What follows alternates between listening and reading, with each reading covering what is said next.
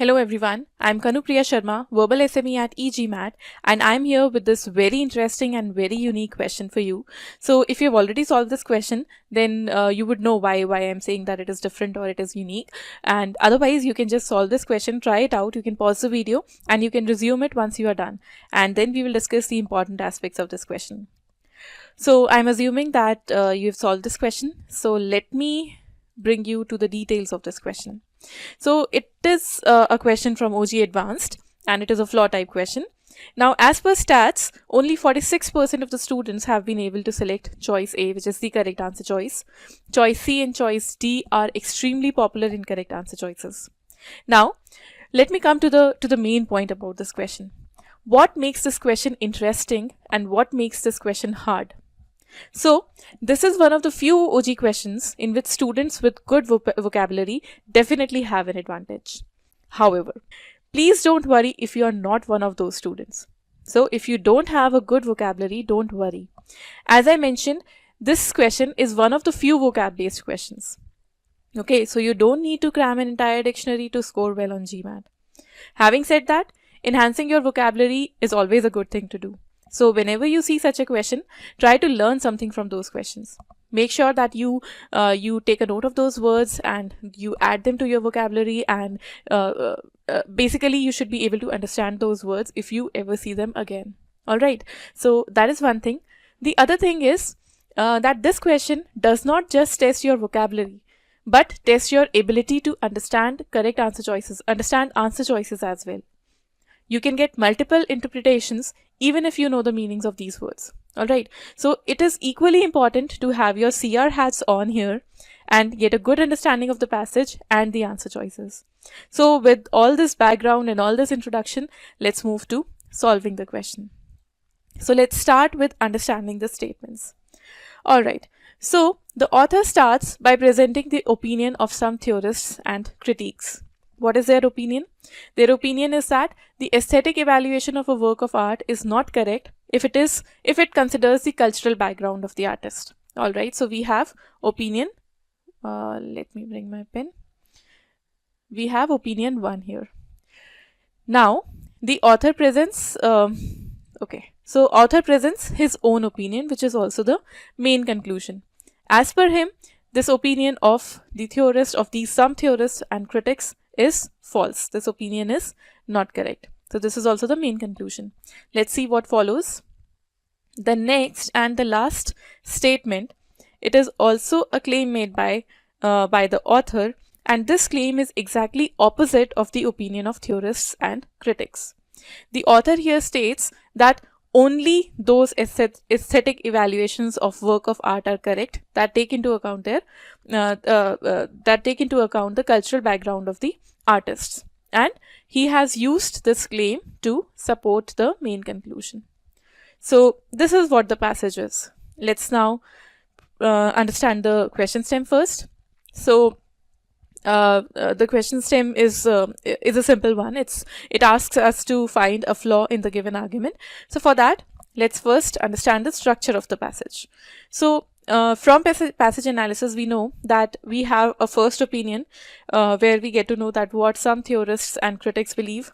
Then we have second opinion, which is also the main conclusion. So it is what the author thinks about opinion 1. And then we have third opinion, which is also author's claim. And it is exactly opposite of opinion 1. So it is being used to support the main conclusion. This is what the structure of the passage is. Now, if you notice carefully, in normal CR passage, in the other CR passages, you would have seen that author arrives at a conclusion using a reason or evidence. Right, the conclusion is derived from some reason or from evidence. However, that is not the case here. In this passage, the author arrives at a conclusion without any reasoning or evidence. Right, the only support that author has for his conclusion is the last statement, which is again a claim, and that claim is nothing but opposite of what the opinion of some theorists and critics is. So it is like saying that I am not wrong because I'm right. All right, so this is what the author is doing. He's presenting a claim, and then he's just presenting an opposite claim and using it to support his own conclusion. So So yes, I am right because I am not wrong. That is what the author is doing. Now, one thing that you need to notice here is that there's no issue in using a claim to support the main conclusion. That I mean, in other questions you can do that.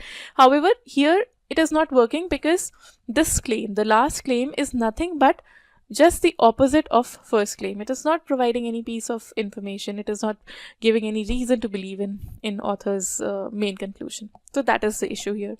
So with this, we have identified the flaw here. So the author has provided a conclusion without providing any supporting reason or evidence behind the same. Instead, he has used another claim to support his conclusion that we have seen, but the claim is just opposite of the claim which is made by theorists and critics. So this is the flaw that this passage has, and with this pre-thinking, let's move to answer choice analysis.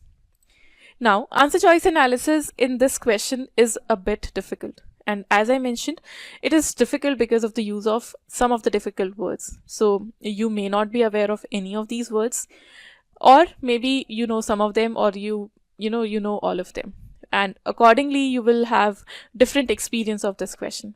The person who knows none of these words will not be able to solve this question.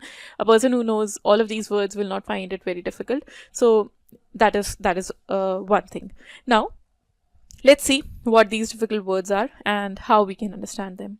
So choice A. In choice A, we have a word presupposes, which means to assume, and then we have a word purport, which means to pretend. So let me start by simplifying choice A. Simplified choice A means that the argument assumes the conclusion and pretends to provide evidence for the same. So there's one thing that it assumes the conclusion. The second thing is that it pretends to provide evidence for the same. So can we say that the author assumes the conclusion? The answer is yes. The main conclusion, that is the claim that that opinion of theorists and critics is false, has been assumed to be correct by the author without any data or any evidence to prove it correct. Hence, we can say that the author has assumed the conclusion before it has been proven to be correct, right? So this part is correct. The second part, can we say that the author pretends to provide evidence for the main conclusion? Again, yes. The author is trying to support his conclusion with a claim instead of evidence. And as we have seen, that claim cannot be used. That particular claim is not a proper reason or evidence to support the main conclusion here. So he's trying to pretend that yes, there is something that supports the main conclusion. However, in reality, that is not true. There's no reason or there's no reason or evidence to support the main conclusion. And so both these parts of choice A, let me actually clear these annotations.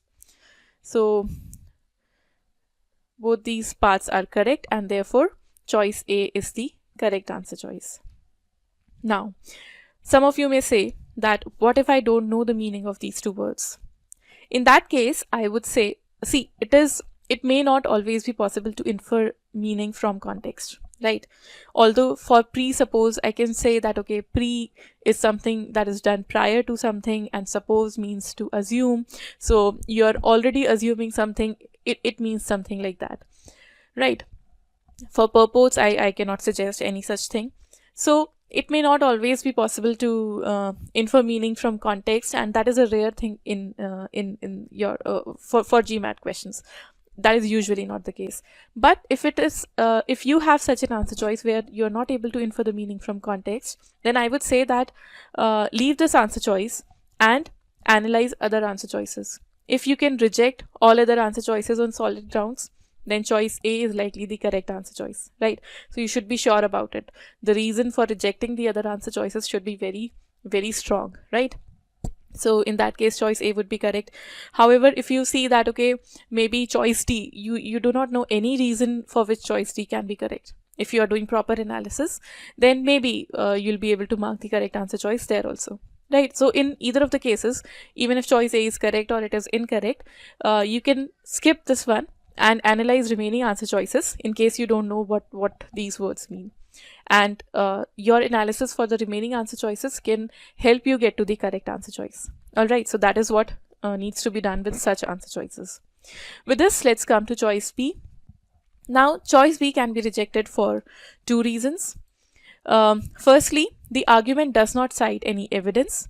And secondly, even if you mistook the last claim to be evidence, the last claim does not undermine the main conclusion. So choice B is incorrect. Let me mark choice A to be correct, and choice B therefore can be rejected for two reasons.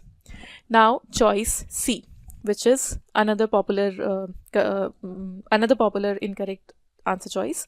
So yeah, so choice C, this word equivocal, if you don't know the meaning of this word equivocal, then this word means confusing. All right, so with the understanding of this word, if I try to simplify the meaning of choice C, it means that the argument derives the main conclusion by presenting a confusing interpretation of some important terms. However, is there any confusing interpretation of important terms in the passage?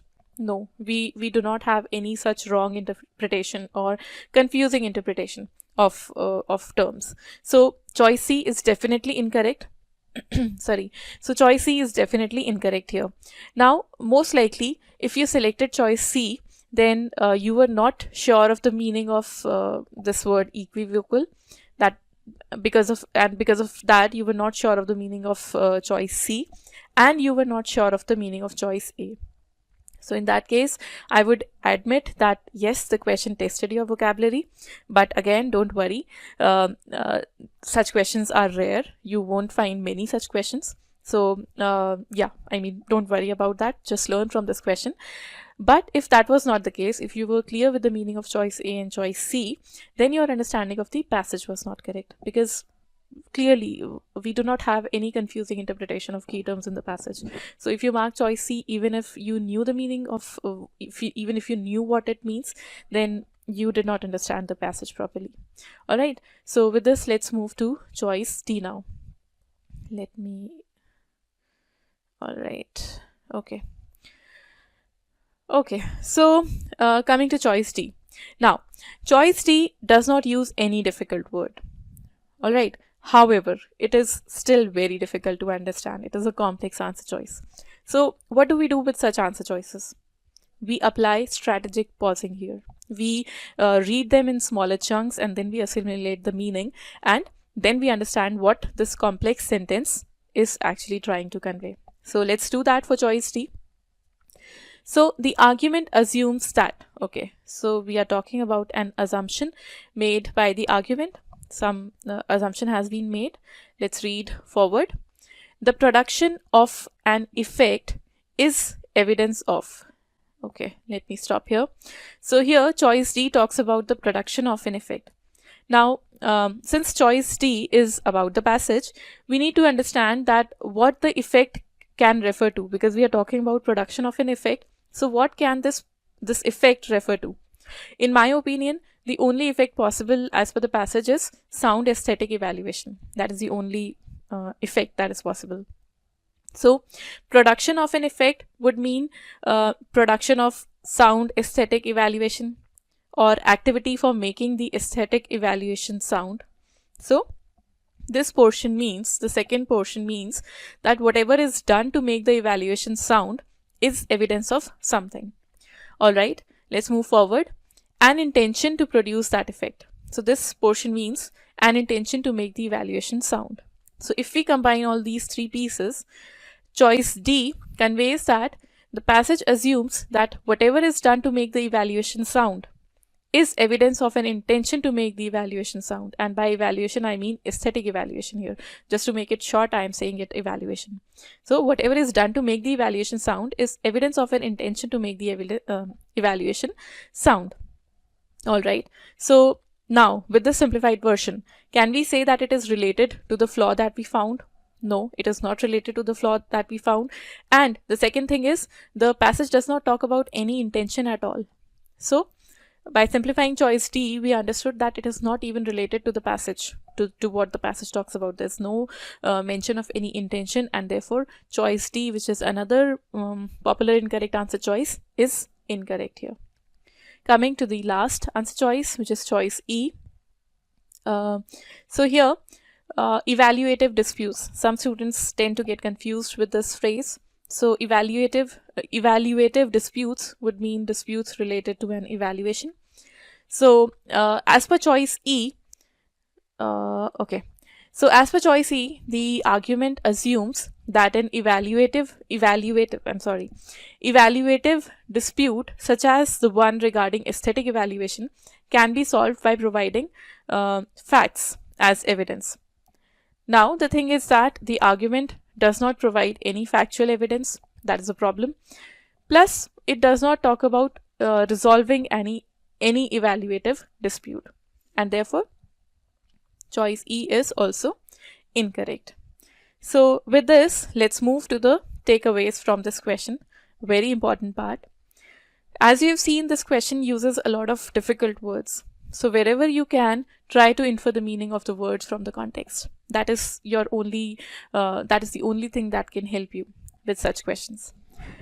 Second, as we saw in choice A, while analyzing choice A, that if one choice is not clear to you because of the use of some difficult words or because of any reason, try to evaluate other answer choices properly. Try to reject them on solid grounds.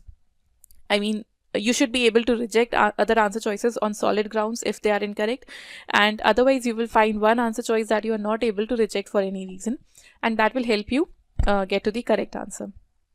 The third thing that we saw in choice D, that whenever you have a complex answer choice, break it into smaller parts, read it in smaller chunks, and then assimilate the meaning.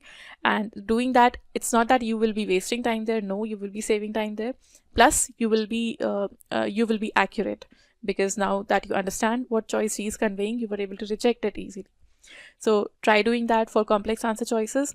And finally, if you find too many difficult words and you think that you cannot infer them from the context, then I would suggest that you save time and move to the next question, because it's not that such questions are very frequent. These are very rare questions. So even if you can save your time there, you can solve other questions with higher accuracy. You'll have more time for other questions. So with that, happy learning.